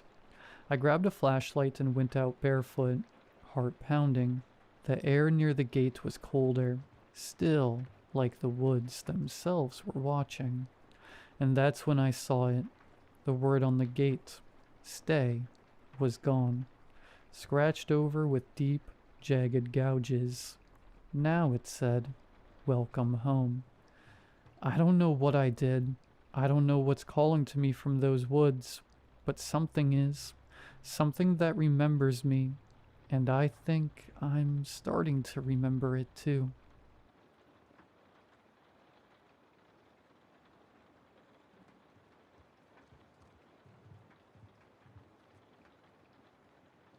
It's hard to say when it started. I graduated college a year ago now, moved to a new city far from home, started trying to do the whole grad school thing by myself. It was a lot at first, but after almost a year in, I felt like I was getting it all figured out. After my first few weeks here, though, I started feeling really, really off. And I don't mean mentally. I had headaches, chest pains, nausea, the whole deal. At the time, I was scheduling doctor's appointments to figure it out. I know now it was a precursor of my new condition. I was undergoing some kind of change that I didn't understand. At some point in the last 2 months, my body decided to fall apart. The first to go were my molars. You know that powdery taste that fills your mouth when the dentist drills into your teeth? That was on my tongue for 3 weeks. I was absent-mindedly smacking my lips for a month, trying to abate the calcium's tang, completely oblivious to what was coming. It was annoying, but it didn't seem dangerous at the time. I figured I could schedule another checkup once my new job's health insurance kicked in. That plan went out the window when I woke up and felt soggy clumps of teeth sloughing into the back of my half-awake throat. I shot upright, gagging and spitting. My tongue desperately felt along my teeth for the cause, and stopped once it reached the right first and second molars. There was still material there, but it wasn't bone. The closest thing I can think of to describe it is a sandcastle at high tide. There was a shape, some structure, but with every second, I could feel grains of myself slipping away to be digested by my own saliva. I wasn't scared yet, just confused. I was in shock, my brain refusing to put together what was happening. The fear came when I realized I couldn't feel it. Parts of my teeth were separating from the roots, and I can't feel it at all. My fingers dug into my mouth before I could tell them to, clawing for some kind of information. The only thing that came was a delicate squish, marrow spreading over my hand like warm butter. Naturally, I screamed. I screamed for a while. It took my voice giving out for me to even remember. I could move. I thought of my bathroom mirror. If I could just see what I was feeling, maybe I could figure out a normal explanation. I threw myself out of bed, but didn't find the solid footing of a functional step. Instead, my calf sunk into my ankle with a muted crunch. I barely had time to register my heel's liquidation before I hit the ground. My head bounced off the floor, more sticky resin seeping from my mouth into the carpet. My eyes instinctively moved to see what had happened. My left foot was mangled. It looked like the bones of my heel had vanished, leaving nothing to stop the shin from sliding into its position. Despite the damage, my toes could still wiggle. I could feel them just as I had my entire life. Moreover, just like with my teeth, pain wouldn't come. My head throbbed from the impact of the fall, but the foot felt perfectly fine. I leaned on my bed and began to lift myself up, being careful not to put any weight on my left side. I managed to find my balance and attempted to limp toward the bathroom. I was surprised to find the foot could still support my weight if I was on my toes. But walking flat felt, I don't know, incorrect. Half sturdy limb and half waterbed, I guess.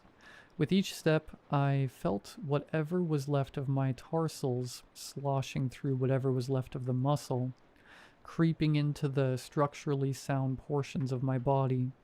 Finally, I made it to the mirror. If I hadn't shouted my voice apart earlier, I would have surely lost it then.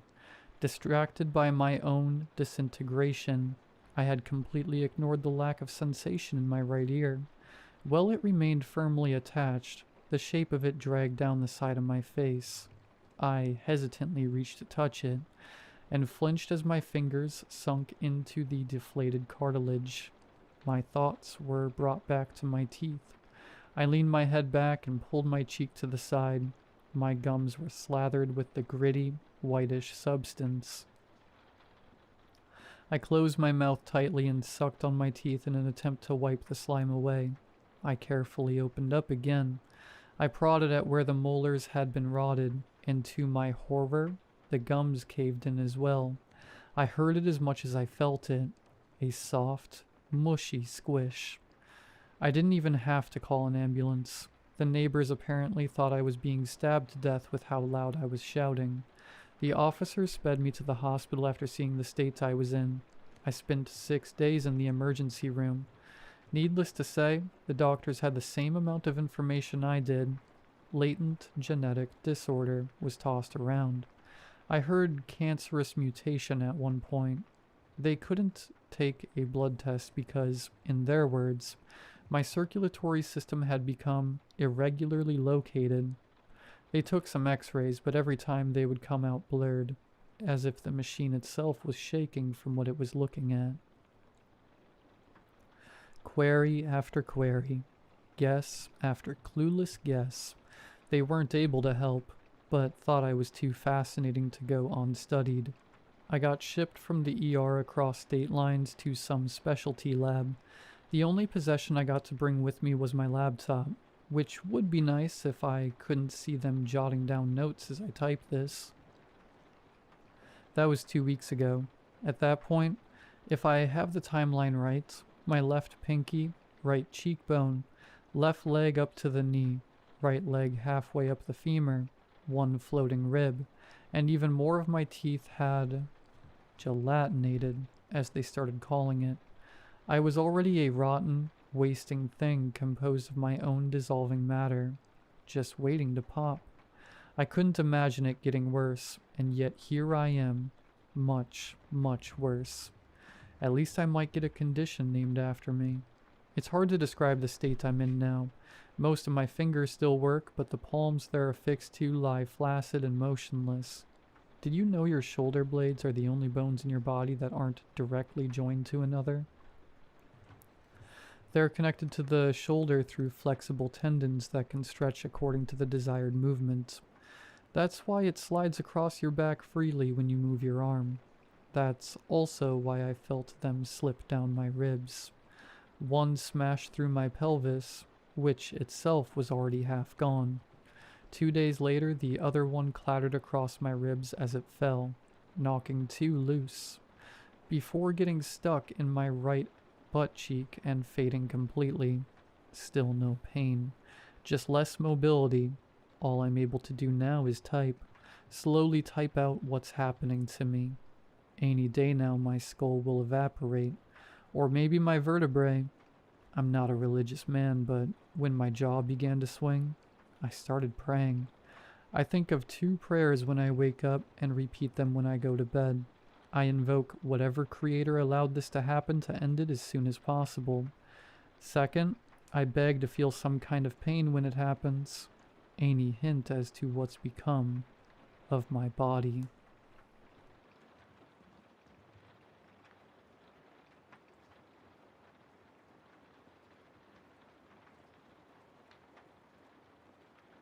I clean houses for a living. Well, not the nice kind. The places I get sent to are the ones that sit in real estate market for years. Speak of hollowed homes, drug dens, and old estates nobody wants to touch.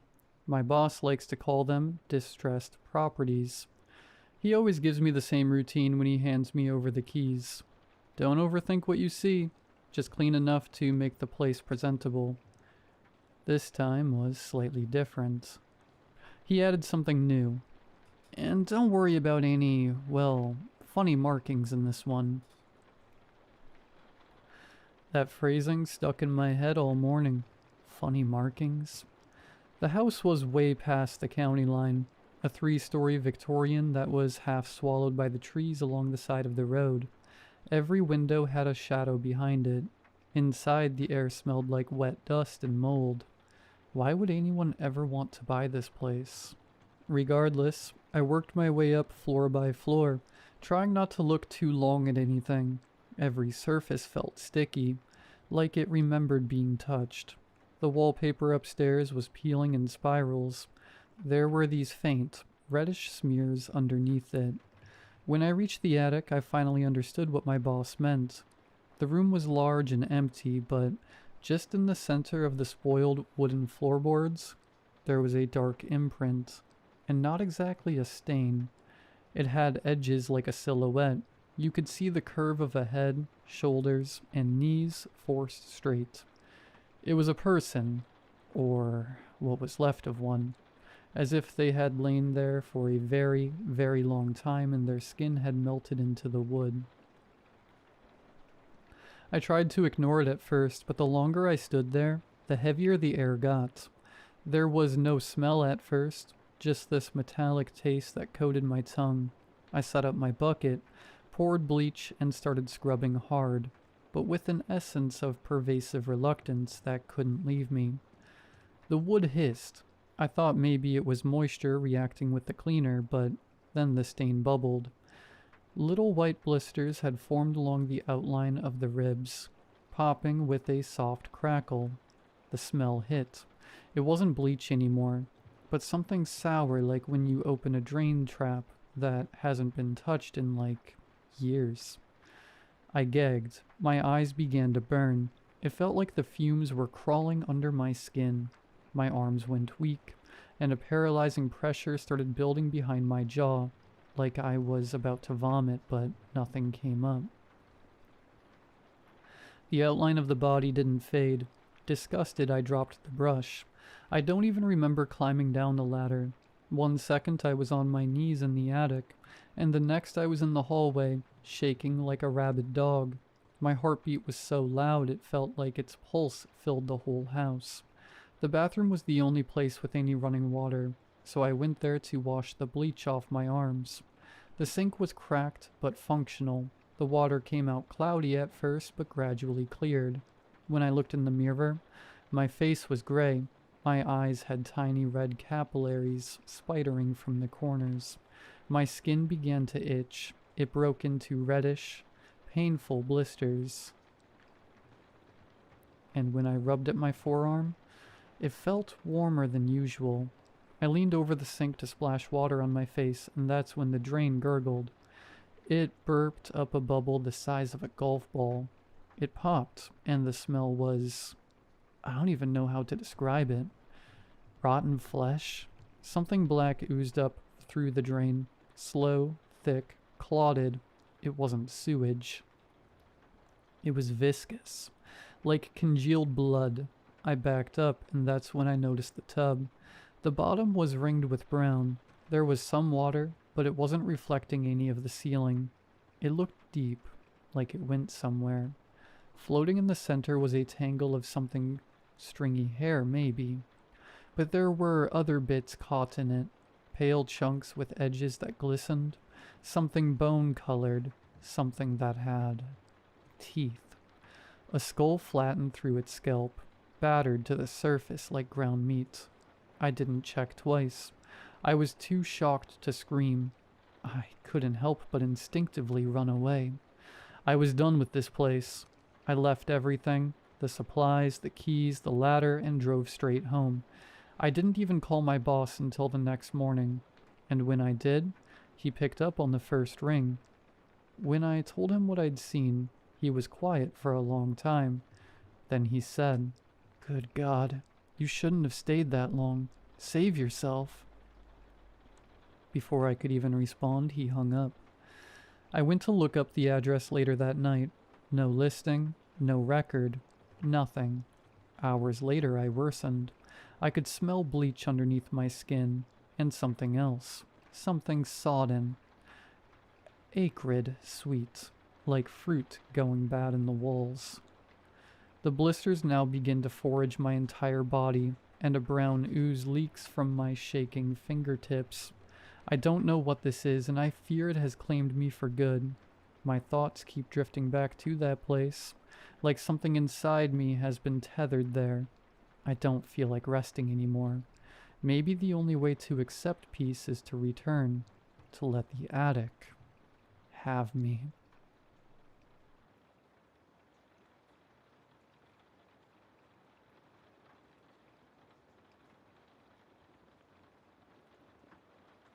When I look back, I can still smell the candle wax. Brandon's girlfriend, Kate, had this habit of lighting 5 different scents at once. Like the mix of vanilla, pine, and burnt sugar could disguise the fact that her apartment always felt too still. My girlfriend, Leela, teased her for it while the 4 of us sat around the coffee table eating takeout noodles and half watching a movie while playing Uno. It was supposed to be a normal night. I remember thinking how quiet the neighborhood was, the kind of quiet that makes you hear the hum of the refrigerator and the soft static between words. Brandon's place sat at the end of a cul-de-sac, one of those split-level rentals with a narrow porch and a single security light that never stayed on. We'd just started talking about weekend plans when the knock came. 3 sharp raps. Not hurried, not tentative. Confident. Brandon furrowed, half rising from the couch. Expecting anyone? No, I said before I could stop myself. It wasn't my house, but the sound felt directed at me. The knock came again. Same rhythm, a beat of stillness between each hit. Kate looked at the door, then at Brandon. Probably a delivery mix-up. But Brandon wasn't moving. Neither was I. There was something about the cadence that made my stomach tighten. Relax, Leela said, nudging me. I'll check. Before I could tell her not to, she padded across the living room and flipped on the porch light. It flickered once, then steadied. I caught a glimpse through the window, a shadow on the other side of the frosted glass. Same height as me. Leela opened the door halfway, then she froze. Brandon? She said quietly. You might want to come here. He joined her at the entryway, confusion flickering over his face. Kate leaned over the back of the couch, but I was already standing. I don't know what I expected. Maybe a prank, a neighbor. When I reached the door, the air felt thinner. The man outside looked exactly like me. Same jacket, same haircut, same tired circles under his eyes. Even the way he held his shoulders, slightly turned like he wasn't sure whether to step forward or back. It was mine. He smiled when he saw me. Hey, he said, voice perfectly calm. Why do you change the locks? For a second, nobody said anything. My mind searched for an answer that made sense. Twin, look-alike, some kind of joke? Brandon muttered. What the hell? The man outside tilted his head. You going to let me in? It's freezing. The breath left my lungs. Who are you? He blinked, surprised by the question. Funny, you tell me. I slammed the door before he could take another step. The sound echoed through the living room. Kate yelped. Leela grabbed my arm. What the hell, Matt? There's somebody out there pretending to be me. Brandon turned the deadbolt. Okay, that's insane. Maybe he just looks like you. No, I said. You saw him. It's not possible. From the porch came 3 more knocks. Slower this time. Leela whispered. What if it's a prank? What's that thing called? Deep fake or something? I shook my head. He had my clothes. He even talked like me. I don't think my parents would be able to tell. The knock stopped. Brandon exhaled shakily. I'm calling the cops. He grabbed his phone and started dialing. Well, he talked to the dispatcher. The rest of us stood there listening. No footsteps, no voice, just that quiet house breathing around us. When he hung up, he said, They're sending a car. We waited. 10 minutes, 15. Leela peeked through the side window once but flinched back immediately. He's still there. I forced myself to look. Through the glass, My own face stared back at me. He was smiling faintly, like he found something funny. Then he raised his hand and knocked again. Softer, steady, patient. Brandon muttered, Jesus Christ. When the police arrived, 2 officers, they found nothing. The porch was empty.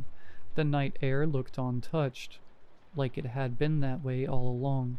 One officer asked if I'd been drinking. I told him no.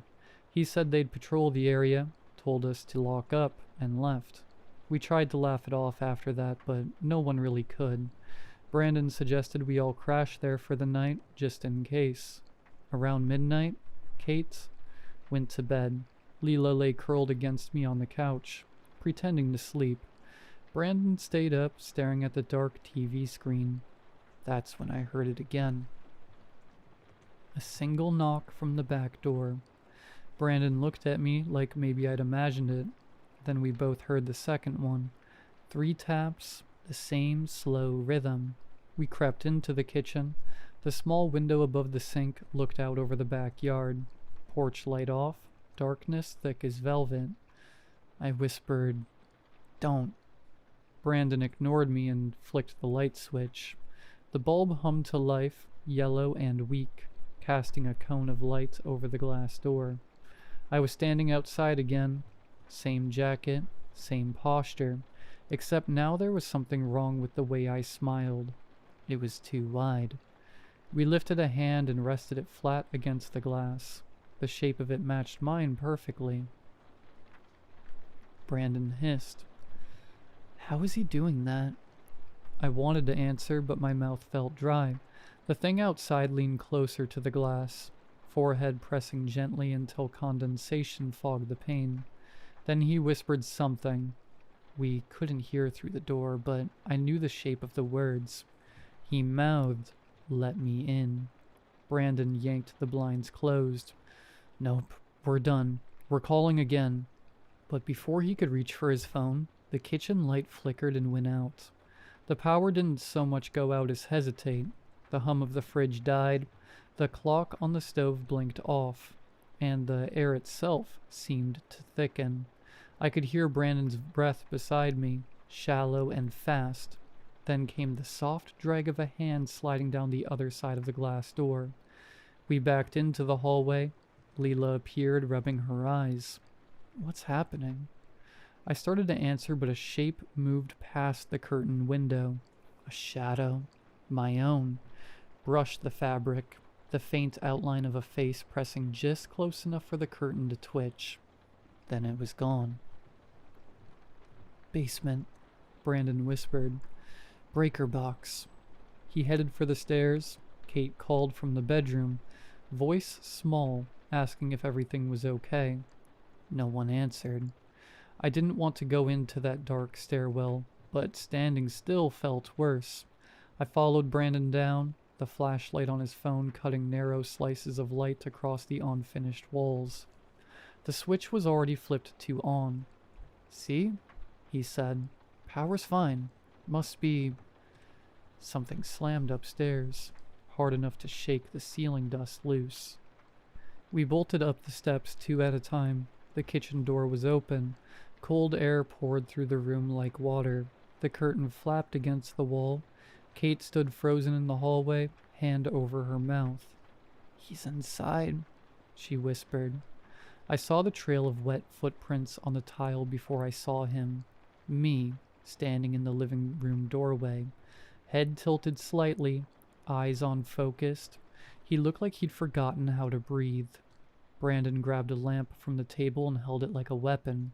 "Stay back," he said, voice cracking. The thing turned its head toward him, slow as a hinge, and smiled. Not wide this time. Sad. Leela said my name. I don't know which of us she meant. For a heartbeat, everyone was still. Then the thing moved, fast, impossible speed, knocking the lamp aside, sending it clattering. Brandon shouted. Kate screamed. Leela pulled at my arm and we stumbled backward into the hall. I remember flashes, the sound of something heavy falling, glass breaking. Brandon's voice cutting off mid-word, his grunt as he hit the floor. When it was over, the silence was worse than the noise. The power blinked back on. The bulbs buzzed faintly overhead. The air smelled like ozone and sweat. I was standing in the middle of the living room. My hands were shaking. There was something on the floor at my feet, lying still. He looked exactly like me. The police came after Kate called them. I barely remember the sirens, just the questions. Where did the intruder come from? Why did he look like me? What happened to Brandon? I kept saying, I don't know. One of the officers pulled me aside and asked again, slower, like maybe I'd stop lying if he softened his voice. He pointed at the sheet-covered body. You expect me to believe you don't recognize him? I looked at the hand slipping out from under the sheet. Same scar across the knuckle, same little freckle by the wrist. I recognize him. I said, I just don't know which one of us he is. They didn't like that answer. They kept me separated from everyone else for hours. The detective who interviewed me said the neighbors only saw one person through the window, the one who broke the glass. But when they showed me a photo from the scene, something about the angle felt wrong. The face on the floor looked peaceful, almost relieved. Leela wouldn't look at me when they finally let us speak. She just said, they found you standing over him. Over who? I asked. Her voice broke. Over you. That was 2 days ago. I'm home now, waiting to hear if they're going to charge me with anything. They said the body's fingerprints match mine. Same dental records, same blood type. I've tried to remember every second of that night, but the details keep shifting. Sometimes I remember hitting him. Sometimes he hit me. Sometimes I'm the one who ran. Sometimes I'm the one who stayed. When I look in the mirror, the reflection feels a half-second late again. Not enough for anyone else to notice. Just enough for me to feel it. There's a noise I keep hearing at night, like a soft, even knocking somewhere in the walls. 3 times. Pause. 3 times again. Leela hasn't answered my calls. Kate says she's not sleeping, that she's scared of me now. I don't blame her. I catch myself using words I don't remember choosing, standing in rooms without recalling why I walked in. This morning I found something in my jacket pocket that isn't mine, a house key with a blue tag. The kind Brandon uses. I don't know how it got there. The police said the man they found, the other me, had the same key in his pocket too. I keep thinking about what he said through the glass. Let me in. Maybe that's what he was doing. Maybe one of us let the other in. I don't know which side of the door I'm on anymore.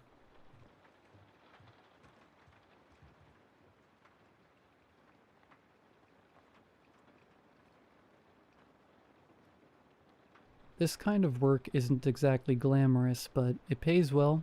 The company had flown me out to this remote stretch of forest to conduct a preliminary geological and topographic survey for a future radio tower installation. The job was scheduled for 4 days. Just 4 days of gathering soil samples, recording data, and creating an elevation map of the area.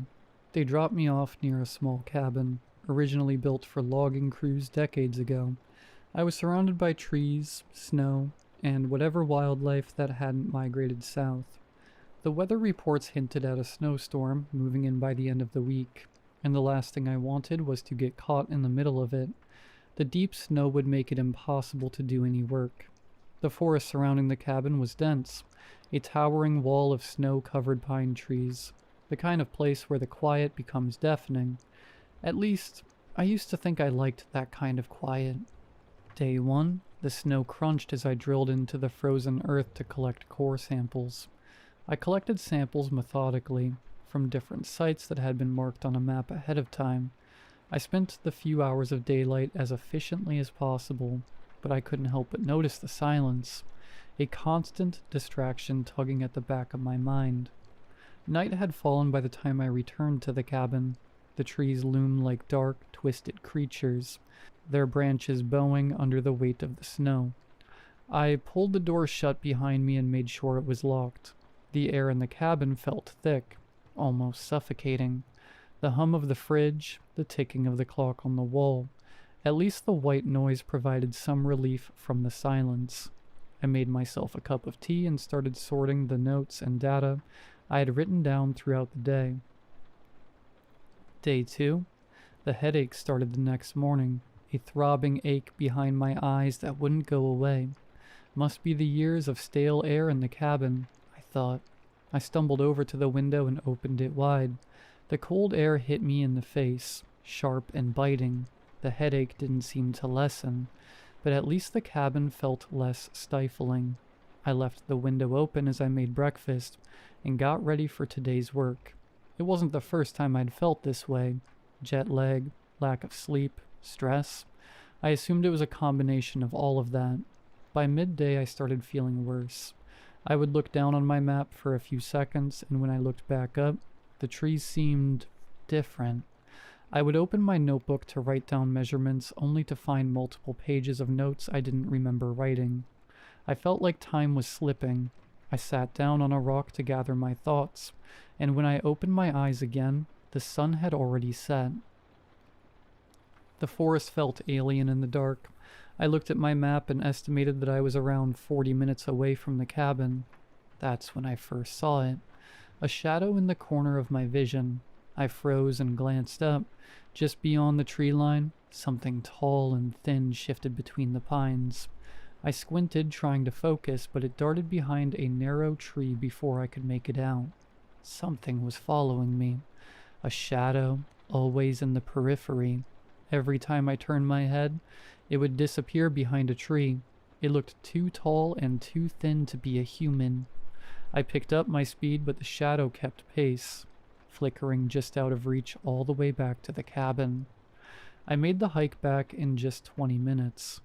Day 3. The headaches had faded, but a constant dizziness took their place, making my head spin.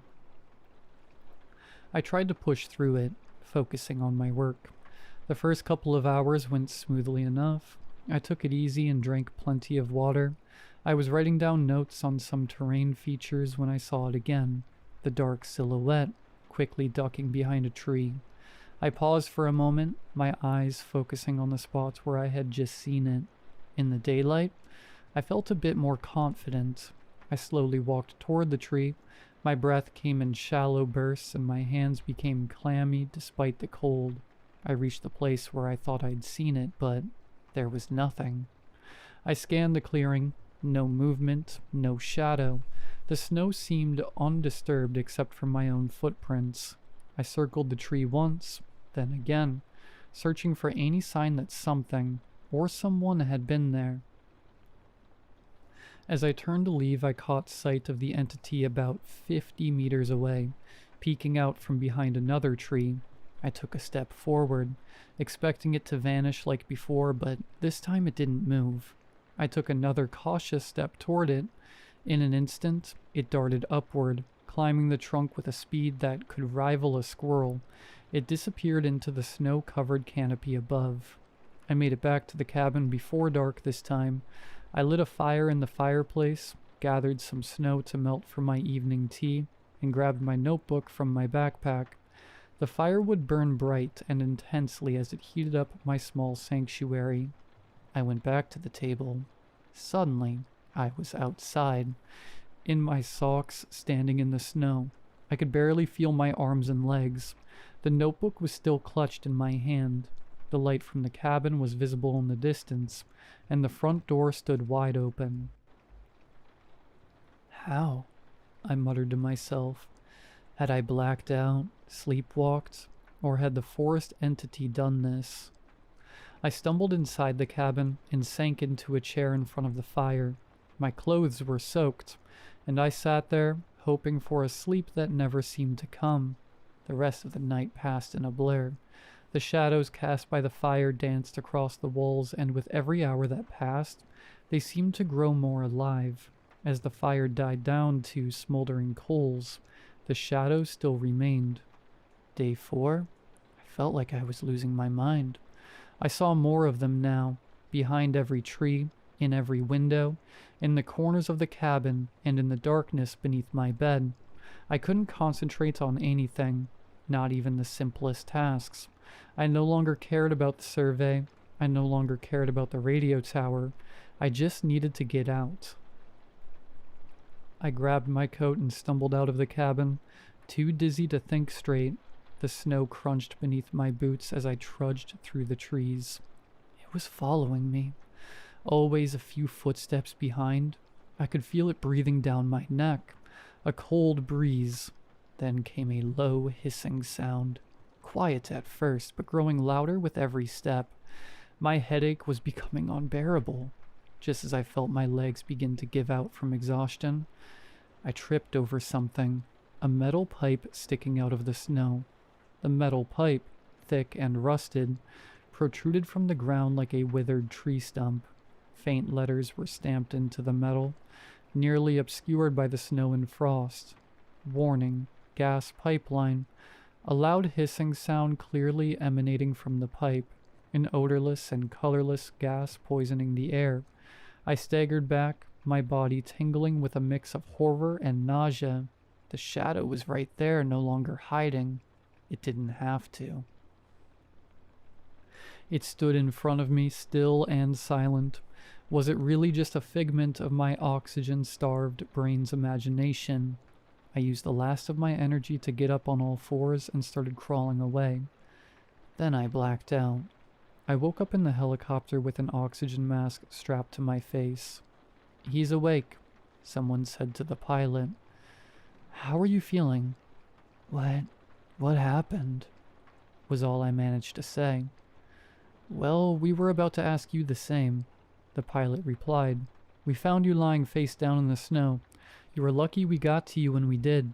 You have a mild hypothermia. We also recovered all your gear. Everything was stacked neatly at the rendezvous point.